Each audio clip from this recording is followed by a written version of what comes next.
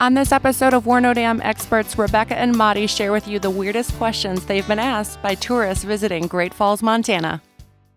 Best damn podcast, the best damn town. You wanna get up, get ready to get down.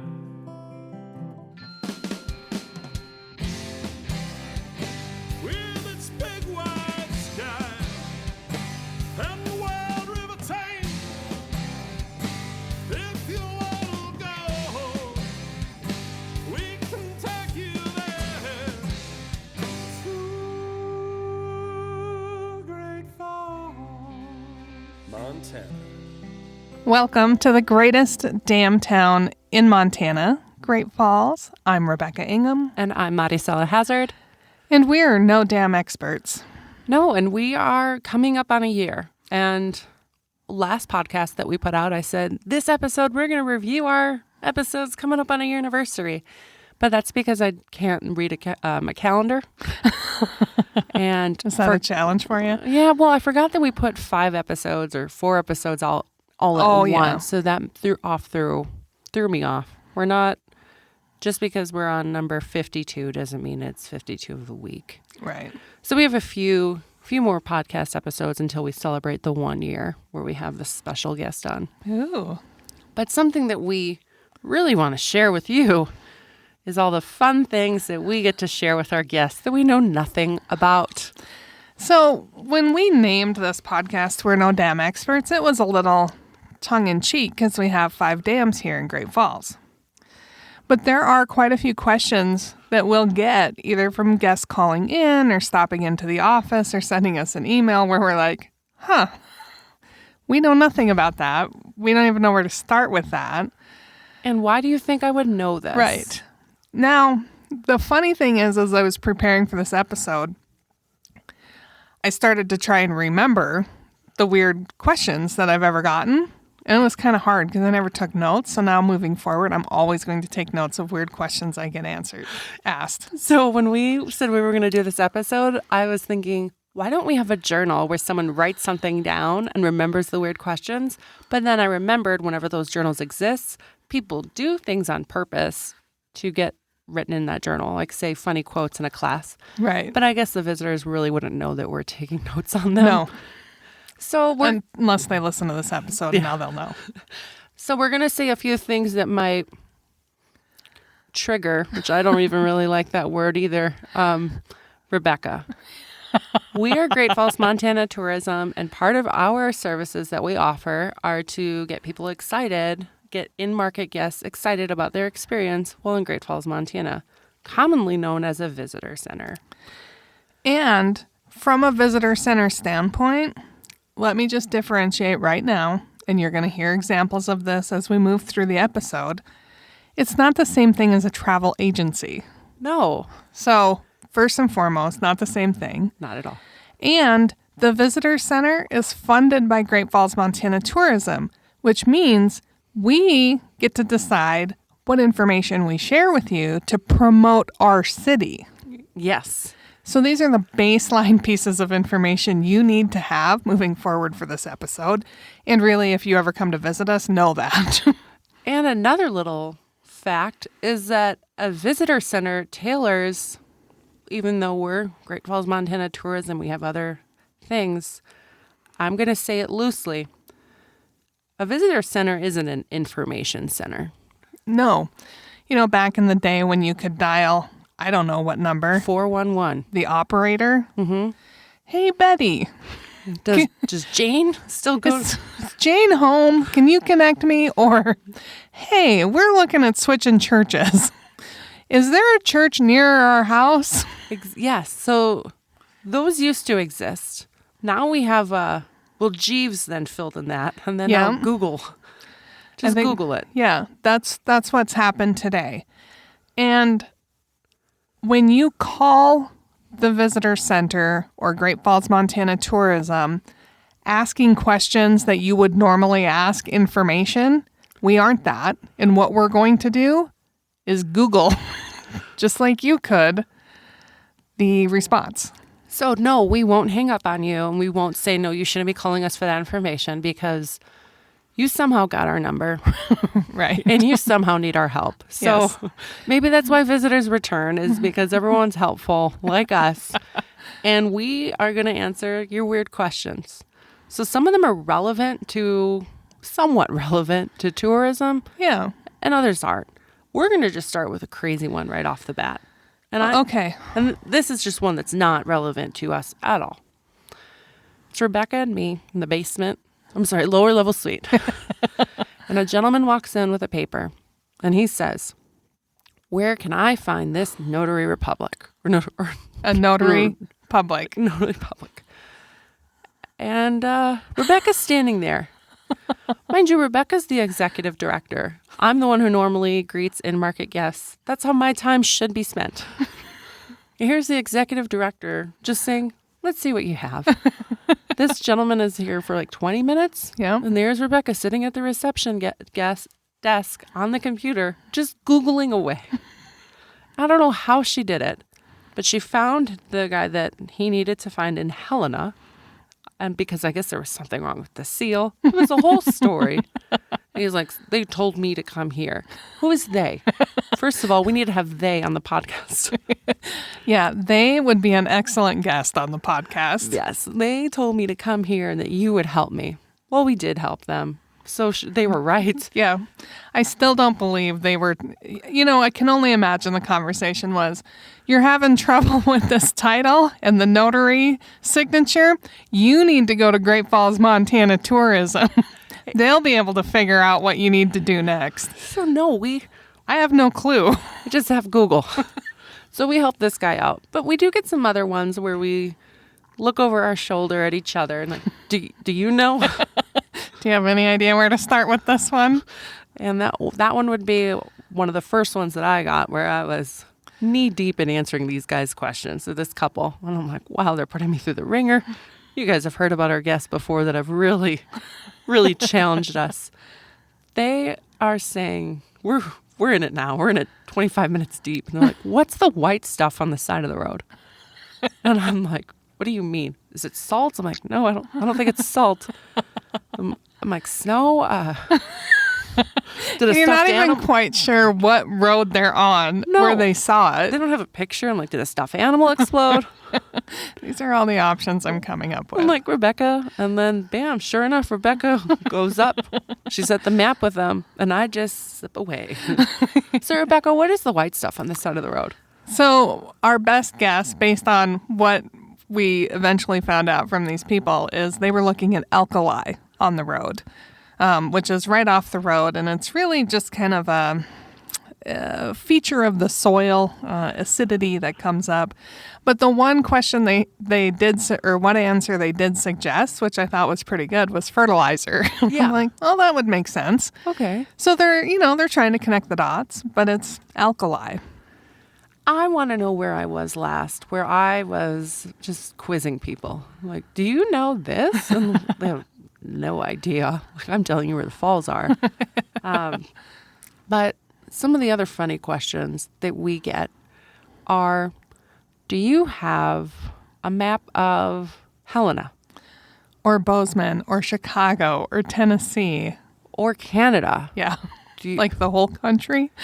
can you get me a map from here to Canada and the route I'm supposed to take?" And this falls into that category of, you clearly think we're a travel agency, not a visitor service center for Great Falls visitors.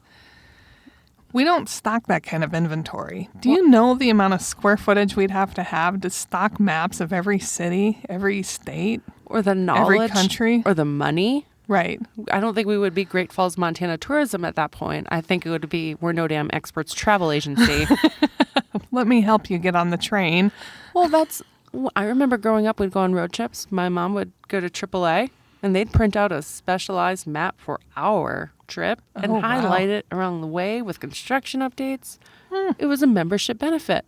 Yeah. So I think they think we're AAA.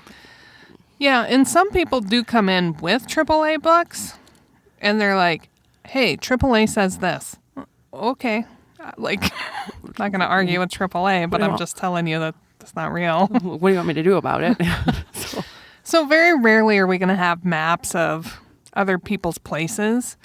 Now, I did make a trip through Wyoming, and I stopped at a few of their visitor centers and stole some Wyoming maps, only because there are certain things the Wyoming map has in relation to Yellowstone National Park that would make it easier for us to show on a Wyoming map. So I grabbed a few of those. And that makes sense. Those are just resources. Yeah, mostly for us. If you're kind, we might give you one, but it's a limited supply we have. Limited. Like these were procured by our own endeavors. It's an expensive trip. So we have city maps, and we have a map of the downtown, map of where the falls is, the Rivers Edge Trail map, and the Montana State Highway map. Yep. Those are the ones we're always going to stock. Yep. And really all you'll need to experience Great Falls. If you want a map of Helena's downtown, look at the highway map and get a magnifying glass, or look on your smartphone. But you'd have to go to Helena's Destination Management Organization, which is what Great Falls, Montana Tourism is. Yep. A little secret, we all have our own. And here's another insider secret. We don't necessarily know all the cool things to do in every city in this state. I think they might know that. We're barely cutting the mustard here in Great Falls. But we get that question, well, what is there to do in this community? Or what is there to do in this community? I'm like, I don't know. Or my favorite was, where are some good trails to hike in this area? No clue. No idea, guy. I had someone call me that was in Florida saying they're going to drive to Washington and they're going to go to Montana. What should I see along the way? What do you mean? From Florida to Montana, what should I see? And I'm like, what? I don't know how you expect me to answer that question because one, I'm Great Falls, Montana Tourism. I can answer questions I can answer most questions about this area. If I don't know the answer, I'll find someone that does. But from here to Florida? What? It seems like a lot. It does seem like a lot. And honestly, I don't know what you want to do, Right. nor should I be spending my time doing it. But I don't want to tell him, maybe you should ask someone else. So I'm like, well, let's pull up the map. Here's some trails you can get on. Lewis and Clark Trail. If you take this way, you can get the history along the way. And then when you reach Great Falls, you can go to the largest interpretive center. And that's how I'm tying it together. Well, what if I took this route? No idea, guy.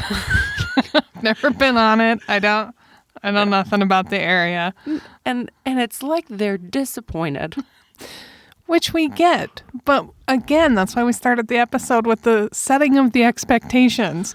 We are not a travel agency. No. We barely know things about Great Falls. We had an organization forward my contact information to some people that were going to be traveling here. And they're like, hey, can you give them a tour?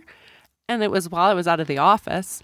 So then this person that my contact information was forwarded to, he replies, I'm in my 70s. We got some 20-year-olds with us. We're going to be 4 days. What's the price? This is what we want to do.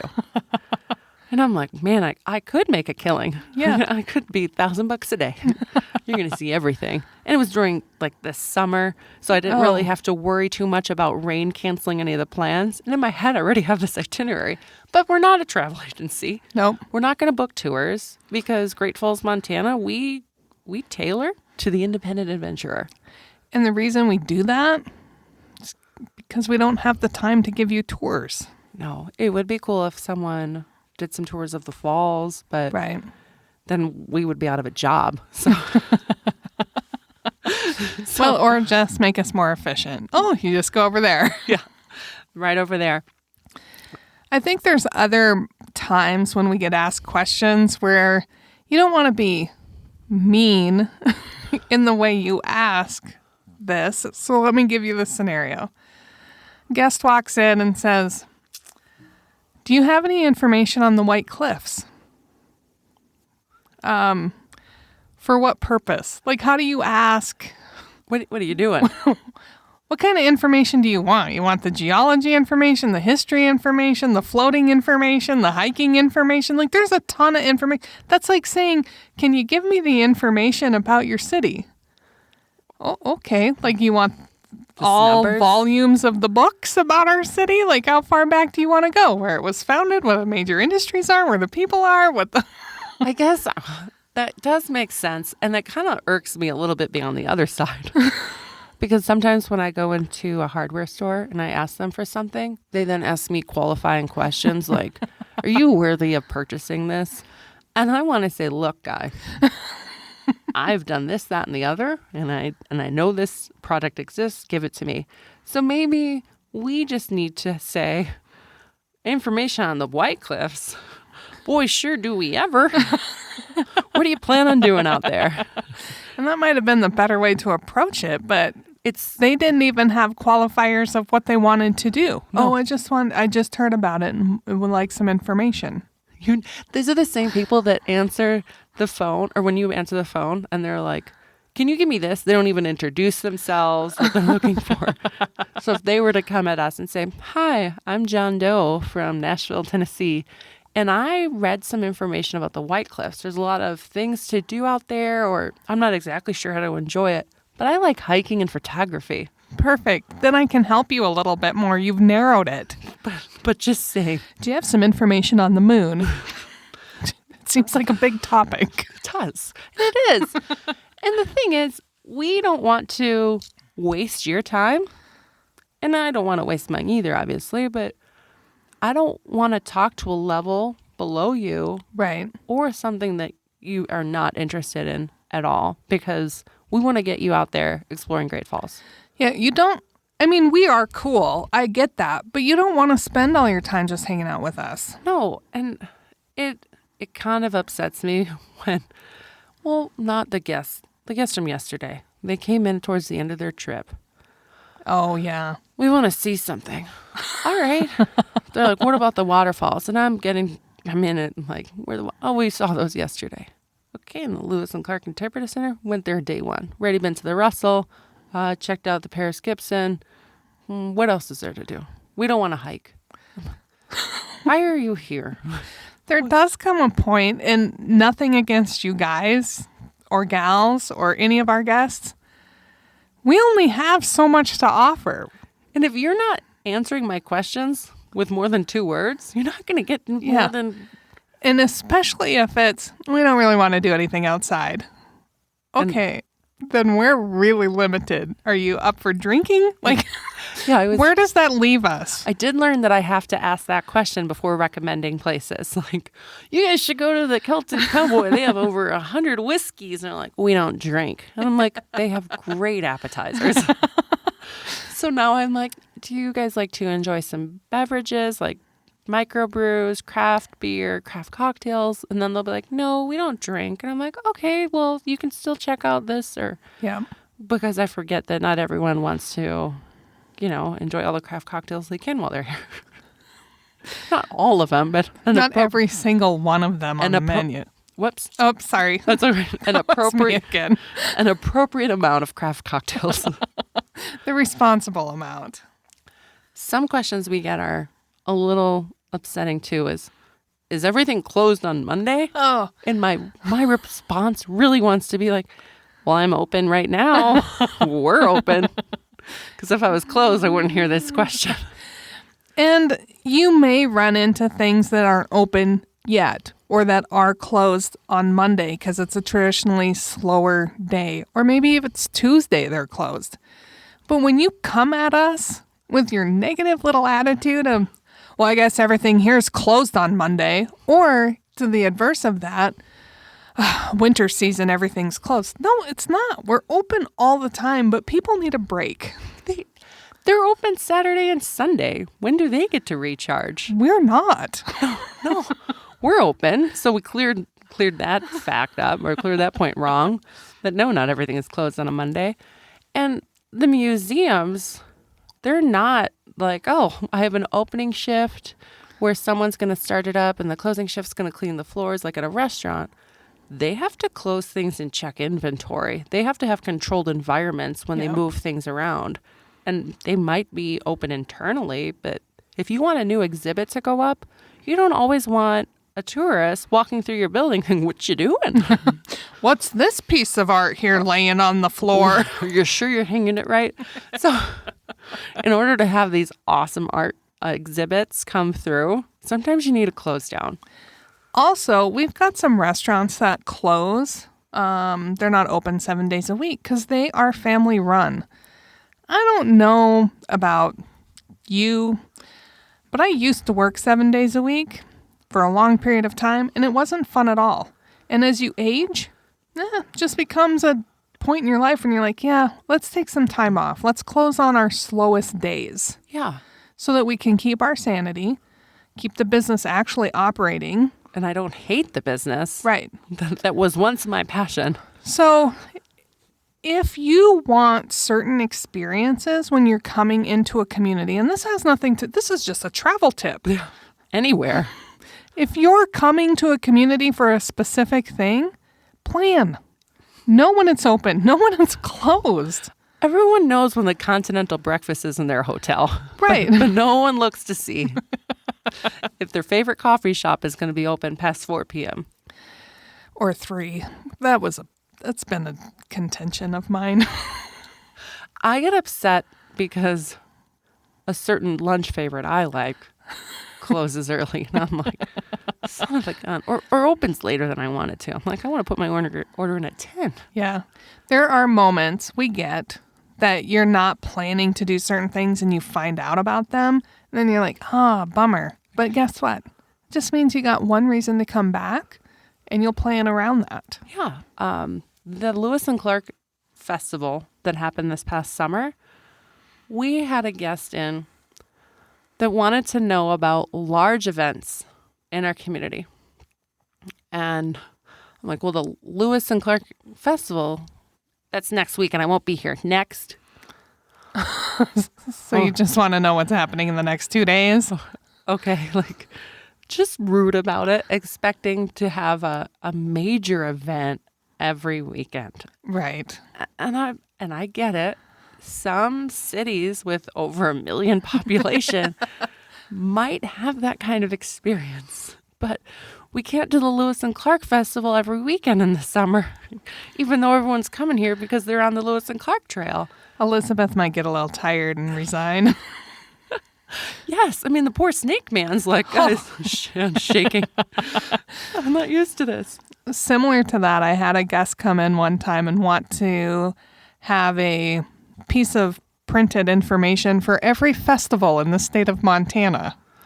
And I just kind of sat there thinking, I have no idea where all that's listed or if there even is one. Can I get on my soapbox? Go ahead. It's our podcast. You can do whatever you want. So, one little secret. As a destination management organization, Great Falls, Montana Tourism should know about all of the events that get people excited about coming here. Is there a list of all these events in one single place that someone can find? No. So we had to create one, and we became the authority on events. That's our goal, is to be the authority on events happening. But right now we're a staff of 2. And do you know all the crazy ways that people list events? It's endless. And even on Facebook, you'd think someone would know, I have an event. I'll just create an event on Facebook. They don't. They just upload an image with event information.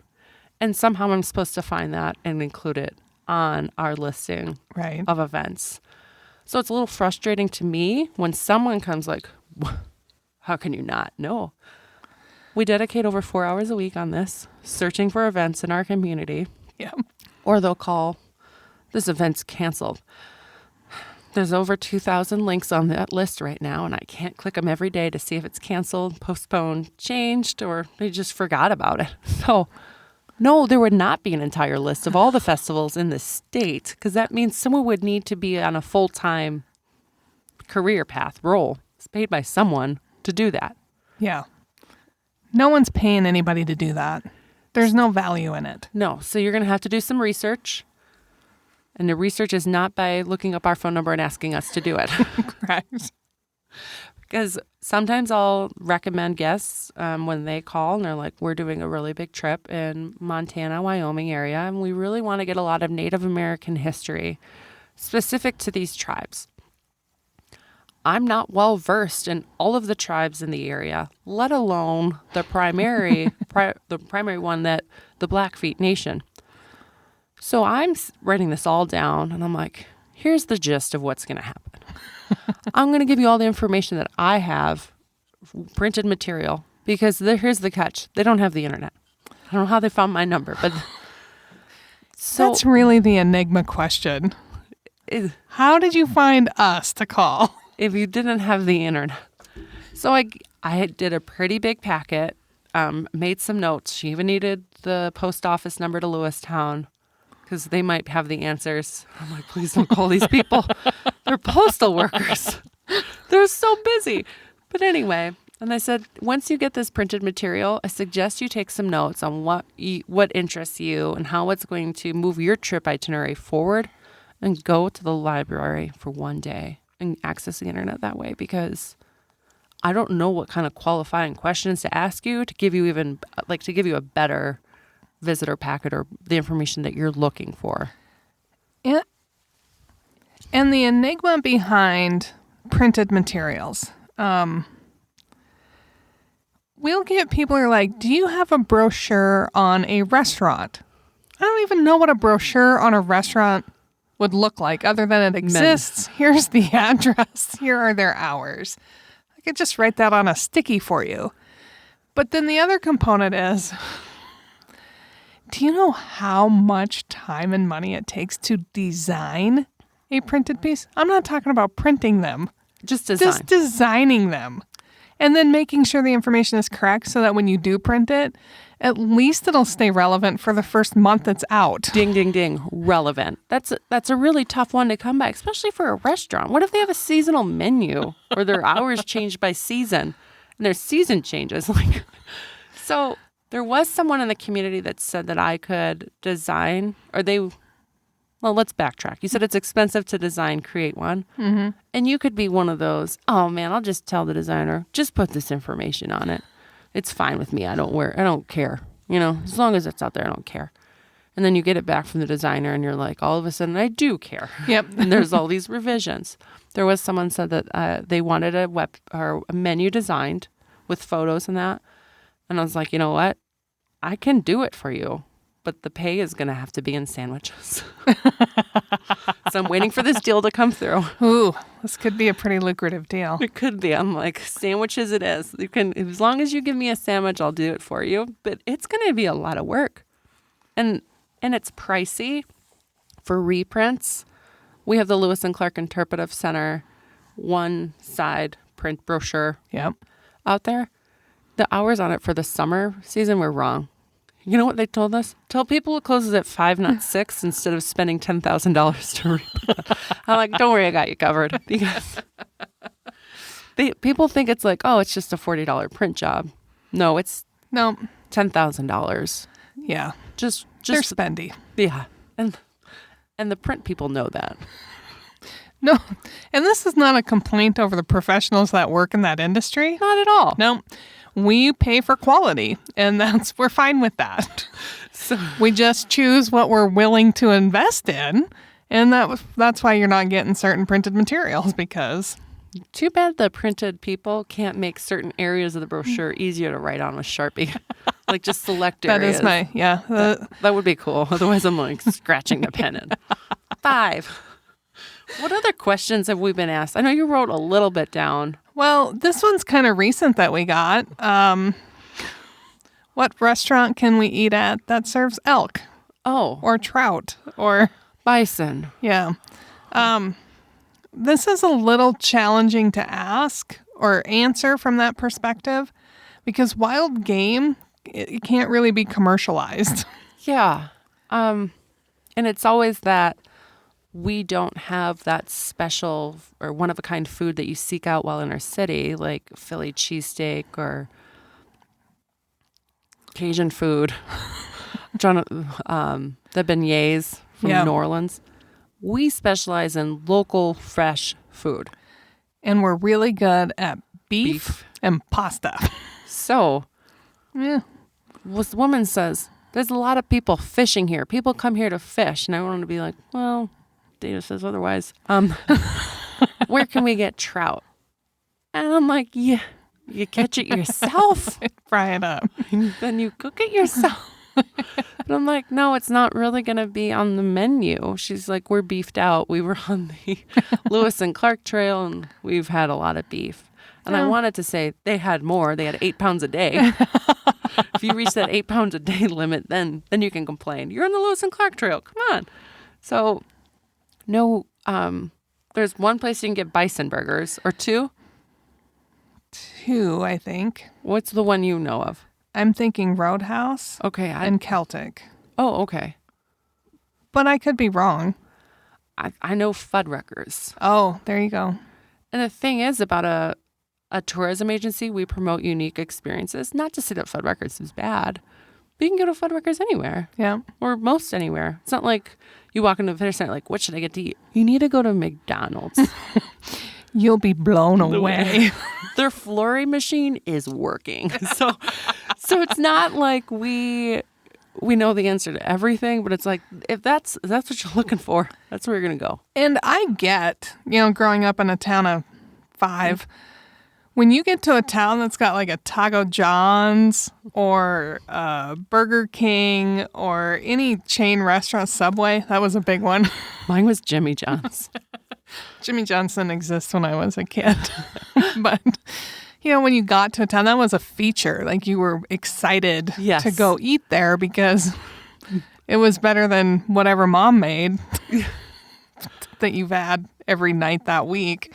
So we get that, and we have those kind of experiences, and we're happy to share them with you. But if you want a unique to Great Falls experience, we're more into that. And we also have your pound and a 6-pack and a pound. Which I was surprised you knew nothing about. I didn't have a Taco John's. And you knew nothing about walking tacos. I'm half Mexican.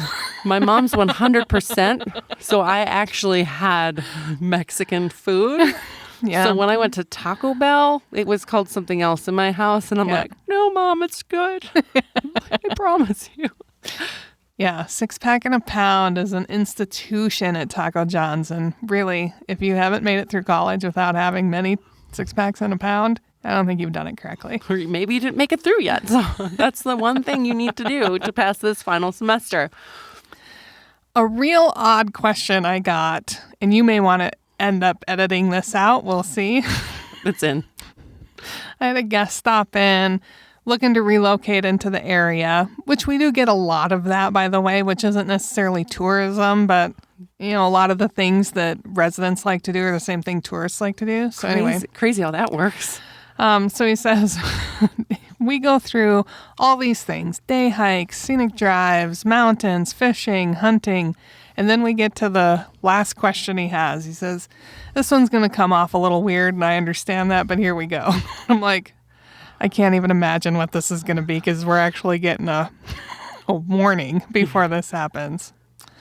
How's the cannabis industry here in Great Falls? Are business leaders pro, against? What do you know? Because on the ballot in 2019. Yeah. So I go through the nerdy portion of, oddly enough, the state just overwhelmingly legalized recreational marijuana use. Not that we're going to invest a lot of money in campaigns to encourage people to come here and smoke, but relatively, I'd say the state's pretty open to the idea, seeing how this passed. I said, now there are some regulations that get down to the county level, and your county has to have passed it, and we have some dispensaries, go through the whole thing. He's like, well, that's pretty good. I'm moving from Colorado, and that's my primary business. I'm like, okay. That'd have been something to lead with. Exactly, right. You got to lead with this information. They want all this information from us, but they won't tell anything. Yeah, they're like, I'm going to keep this all a secret until it's time to spring it on you. Yeah. And at the time when it was passed, they passed it, but there was still no plan on how they were going to sell it. So it's like, we will one day. So Yeah, That's there's a lot of interesting rules, especially if you're a startup versus an established medical dispensary. So if you want to know more about this, don't call us. You can call our visitor. But call Helena Visitor Information Center. They'd be happy to help you. And honestly, you have to remember who you're asking. So Yeah. we are ambassadors, representatives, and advocates for tourism in Great Falls. So I'm not going to speak negatively on my town. And if I do, it's precursored with, we have room for improvement in this area. Or some of the battles that we are facing are this. Yep. And it's in that little talking points that are pre-written. And we don't spend a lot of time on it. We move quickly past it. So moving on. I did get a question a while back, and this one was, I just kind of sat there like, why would I even know this? So Charlie Russell had a good friend, Jake Hoover, Oh, that he used to cowboy with. okay. I had a Charlie Russell historian come in and want to know where Jake Hoover's cabin was. Well, he's the historian. Wouldn't like- he know? I have no clue. They said it is up. This starts naming the gulches and areas. And I'm like, my best guess is Go to the Russell. this is where it would be, but I have no clue. So there I am on the computer doing a Google search to find information on this person. And then this was the other thing. It was all in the Lewistown area. That's the same thing. There was a woman who called, or no, she came in here and she's like, do you have printed material on the Bear Museum or Oh, yeah. And I had no idea what she was talking about. And I had just finished touring all the museums in Great Falls. So I was like, that doesn't exist. Oh, yeah, I'm like, it's not in Great Falls. Otherwise, I would know about it because I have spent 30 some hours at these museums in total. Oh, it's like 4 hours away from here. No, I don't have it. Well, you need to go. And it has this. Can you print something out for me? She just was getting on my nerves. She's like, you need to get out of this town and experience. And I'm like, no, I'm not done experience what's in this town. So Don't tell me to get out of my town. we have great museums here. So I got her printed material. She said thank you. But then to add another follow-up question about something in that area, I was like, here's the number for this Bear area. Museum. Yeah, there you go. Because right now you're kind of pushing me to my limits, and I'm going to try and be as nice as I can. But it's like the same people that forget that we get money from overnight stays. And for some reason... Overnight stays in hotels. hotels. In hotels. And I don't know if you knew this, Rebecca, but when you purchase an RV or like a camper, it doesn't come with a credit card swipe every night before you go to bed, which Nope. then we get the tax for to fund us. Some of those don't have those features. It's weird. So they'll ask a lot about camping. And I'm like, these are the two things I know about. This is the information that we have prepared. Well, what about this area, that area? I'm like, not an expert on it. Like, you're going to have to call someone else because I don't know. nor am I getting any return on investment. I love the questions that we get of, will my RV make it up that hill? Or will my RV be able to fit down that road? Or I'm like, sure. What kind of RV do you have? What? Also, you should know I don't drive our RV, which is a fifth wheel. I don't drive it. I have no idea. You should know the limitations. But it's also, why are you dropping it somewhere so you can go explore? Yeah. You can't fit through the drive-through. Well, yeah, being military, we've moved all over with the trailers, boats attached. We've even done the one car with a trailer, and then Mark drove a 27. So that's a test of a marriage. So I understand that when you are behind the wheel on that, you're frustrated a lot of the time, and that frustration probably doesn't wear off immediately. Right. So when you park, because I guess it might be difficult to park for RVs at our current location, and then come at us and are all mad about your RV driving experience. And we reply with, well, you're here now, so Yeah. what can I do to help you explore our great city? And they're kind of eased off. But I want to know, are we the only place you're stopping? because Right. I can list off 200 other businesses in the area. You're going to have a difficult parking in front of.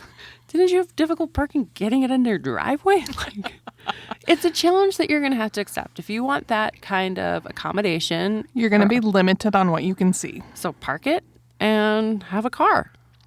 Or, you know, Stay in a hotel. Ding, ding, ding, ding, ding. or you can always get an Uber, have a taxi take you around, those type of things. Yeah. But we also get the questions of where to park. And similar to the way you had already said, it's one of the challenges in our community. We have 2 amazing places where you can camp in our community. So we share that. You have Dick's RV Park and the KOA. Well, where can I park that's cheaper or free? Walmart? You can head to the mountains. Yeah. You know, it just depends on where you're headed, but we aren't, you know, camping. We have 2 areas. And then I love that they'll ask another question. But what about your state parks? Yep, we have them, but you can't camp in them. I had this one woman come and ask for camping information in Lincoln. Oh, And I said, I don't know. Let me look, let me do some Google. Well, I'm like, we do have camping options here. I said, there's Dick's RV Park. Maybe I'll edit this out. Just the homeless people live there. And I'm like, okay, I've never heard that before. And I'm like, or the KOA. Well, that's too expensive. And, you know, because right now I'm living in my car and I'm like, so you can't go to Dick's because there's homeless people there. but you're living in your... You're homeless. She's like, I got my cats and my apartment had some issues and I'm looking and I'm like, you really are just searching for some help. So let me tell you what you can do for Lincoln. And it's that those constant interruptions or unusual guests where you're like, I really shouldn't have to answer these questions, where you learn a lot of things. Because I'll get questions. Why did the the swimming pool, Aquanet, what is it called? Our Mitchell Pool, Yeah. the Electric City Water Park. No, not the indoor one. Oh, the natatorium. Natatorium. Why did that close down? Or this, I'm like, you know what? You know why I know some of these answers? Or what's being built across the street from Taco John's? And I'm like, that's going to be a city brew or a true brew, but a new coffee place is going in that former sushi place. Oh, you're in tourism, so you know all this. Actually, I read the newspaper. That's how I know And stuff. that's how I know about it. But it is fun to get to. Well, in we do get some questions that just make us better. Yes. I think some of my favorites, which I still haven't done Me too. much research on, we started talking about the Sulphur Springs Trail and the River's Edge Trail, and I'll always say, and there's interpretive signage on there that points out where the portage started across the river. Oh, how long was the portage? 32. That's a normal question. I'm like, I have no clue. How many miles? Oh, How many miles did they have to how many miles was the portage? I'm like, I'm going to have to ask Lewis and Clark Interpretive Center next time I'm out there because I don't know. it's on our map of where the falls are. There's the full portage? the full portage, yeah. There's a dashed line. That's Yeah, the original. it's the start, but it doesn't have an end on there. Oh, you mean for the entire length of the For the portage. Google that. Yeah, you're going to have to Google that. We have also guests that take our recommendations as word. Oh, yeah. And that's- Gospel. And that's really frustrating for me because I have to precursor it with, hey, I've lived here for 2.5 years, and for a long time I was renovating my house. Because they asked, have I done the Sulphur Springs Trail yet? I'm like, no, I haven't. Oh, I'm not doing it then. Just because I haven't done it doesn't mean you shouldn't. I still have to make it out to a lot of places. Yes, now I can claim I've been to every museum, but it wasn't like that earlier this year. Yeah. So, mind you, when we say, I haven't done that yet, or I haven't done it, it's because we are still our own individual personality. And while it would be cool, maybe we can ask this for the board to have just team building week where we close the office Once a month. and we just go out for And the we're- week and we explore, do whatever the tourists do, and refresh our knowledge of outdoor recreation, art, and culture in the area. But on my off time, I still have to like do errands. Buy groceries, I have to pay remember- bills, Yeah, I got a kid. mow the lawn.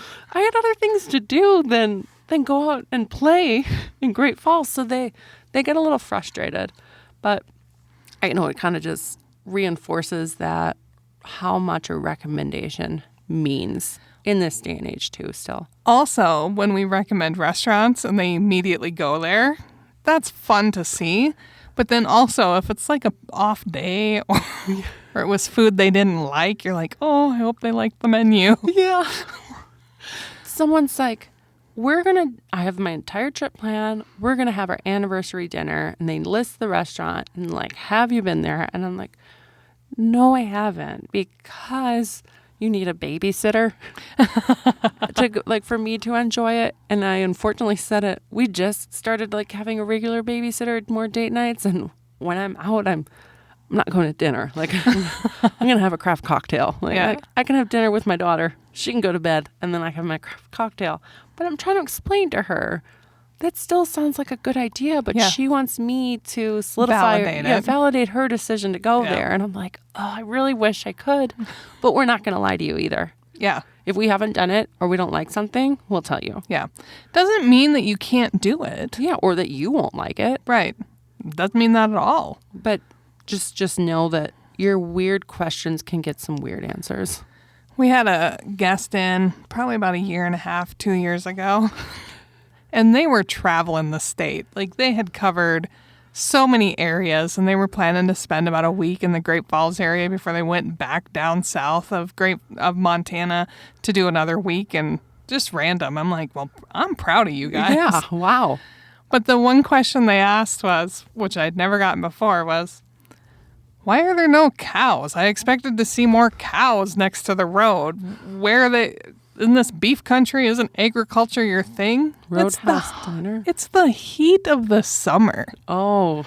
Like, yes, I don't know where you were at, but a lot of times cows are going to winter or summer pasture where it's not so hot and there's more water for them. There's better grazing.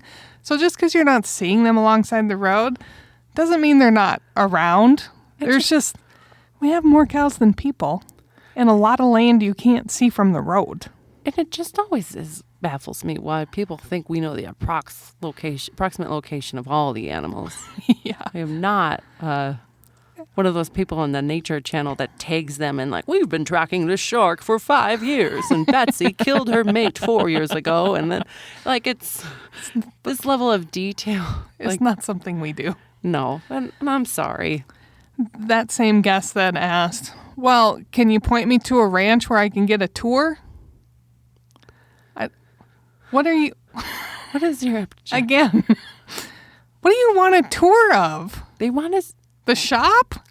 So You want to go look at the here's Rebecca. fields? I'm going to have you remove yourself from Montana.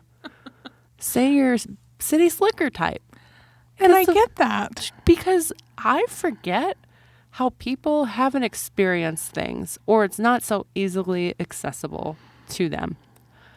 For example, when I was at the Goodwood guys, Chris was telling me, who's one of the owners, people will come here, like navigate out of their way just to see an urban sawmill. And so they can run the mill too. And to me, this experience is not, me personally, is not worth rerouting my trip. But if it's something I'm interested in, Right. I'll definitely do that. So maybe this guest is super interested in cows and ranches. And to you, it's like, well, I don't know what you're going to see there, why you'd want to bother these operations, because it is hard work there. It's a business. It's like walking into a retail store and saying, could you give me a tour? These are the things for sale. And I get he wanted that Montana ranch experience, that we've all seen in the movie City Slickers. I get that. But those experiences that you see in the movie are very well crafted, specific date and time experiences. You can't just show up on the doorstep of a rancher and go, hey, howdy, pal, can you give me a tour? And those tours that you get are front door tours. They're not behind the action. It's all surface. Yep. Here's what you can see in This 45 is what's minutes. safe, and this. I mean, because you may not have the skill set to really help out. And go through the gift shop on your way out. Like I get people get really interested in specific things where you're like, wow, I don't think I would. But then again, when we are on road trips and I was younger, I was like, there's a Jimmy John's at this exit. My husband's like, they'll put too much lettuce in their sandwich. And I'm like, whatever. I used to have a colleague who's now a friend, and this was before we had our own Panda Express here in Great Falls. She had a friend heading to Vegas, and she says to her friend, oh my God, could you bring me back some orange chicken from Panda Express? I'm like, did you just actually request fast food Chinese to be delivered to you from a suitcase? She's like, yes, I need it. It baffles me. It's like those same people that think of like Chick-fil-A as a status symbol. Oh, I got Chick-fil-A today with my Starbucks. Great. Now, with that said, there was this phenomenal pizza place in another town where my nieces and nephew were born that was delicious. And I would go in there and I would order pizzas to go from them uncooked. Yes. Papa Murphy Like, style. Hi, I'd like to order 3 of your pizzas, but don't cook them. Just tell me what to do when I get home. Yeah.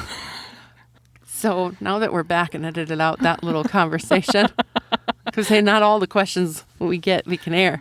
No, and not all the comments we make can we air. So if you have any weird questions for us that you think we would not have the answer on, Challenge us. send them to information@visitgreatfalls.org. Let's see the irony in that.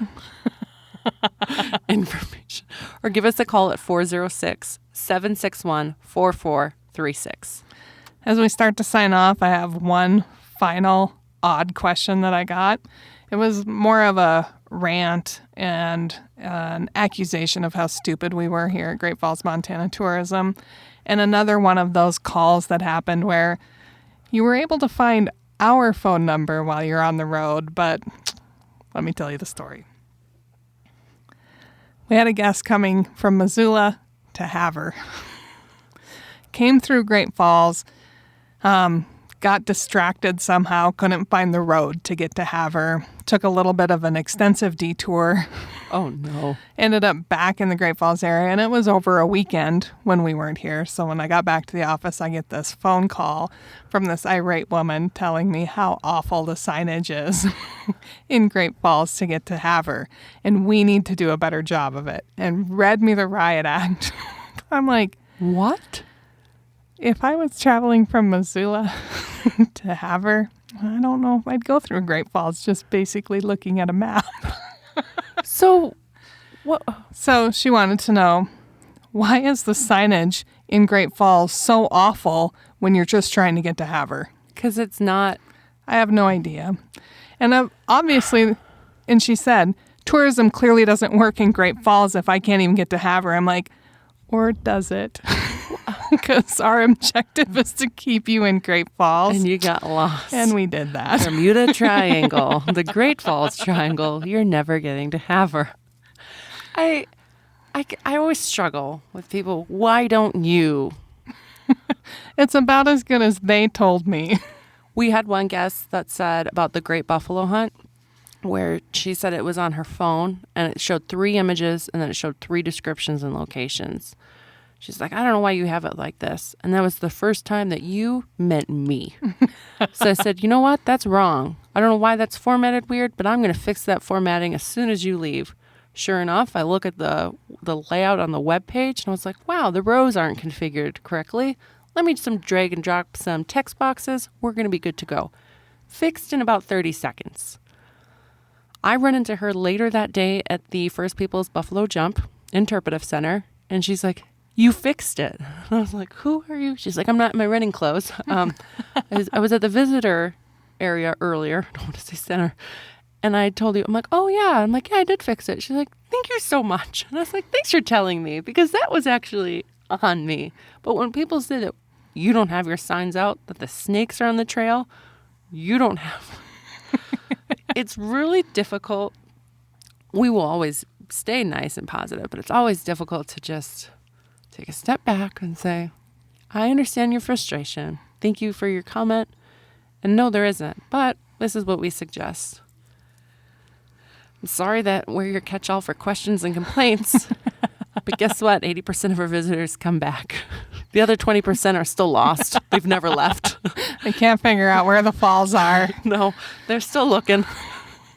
So we hope you have enjoyed sharing with us the fun stories of people. And this will never end. We'll be able to do this episode again. Next year. Yep, 6 months from now. Here we go. And I can only assume that when we relocate to our new office, we'll just get more questions. So it'll be quicker. Oh my goodness. This is going to be... And they're random, and we're going to do our best to help you, but also know we have certain objectives with our organization that don't necessarily match up to the objectives you have in your travel plans. We're going to do our best to connect the dots for you and be as helpful as we can, but we aren't experts in all things. And sometimes we're on parallel lines that will never meet. Yes. And just recognizing that and that we can still be friendly folk to each other That we'll just and part ways. Wave.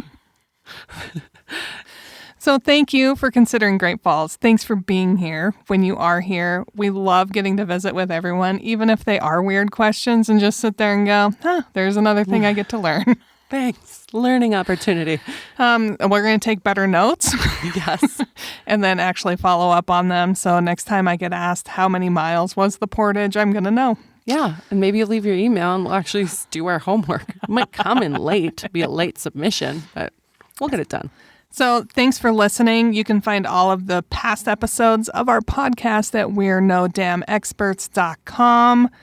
And until we see your bright, smiling, happy, shining face here in Great Falls, we hope you're creating amazing memories with your friends and family wherever you are. Bye-bye.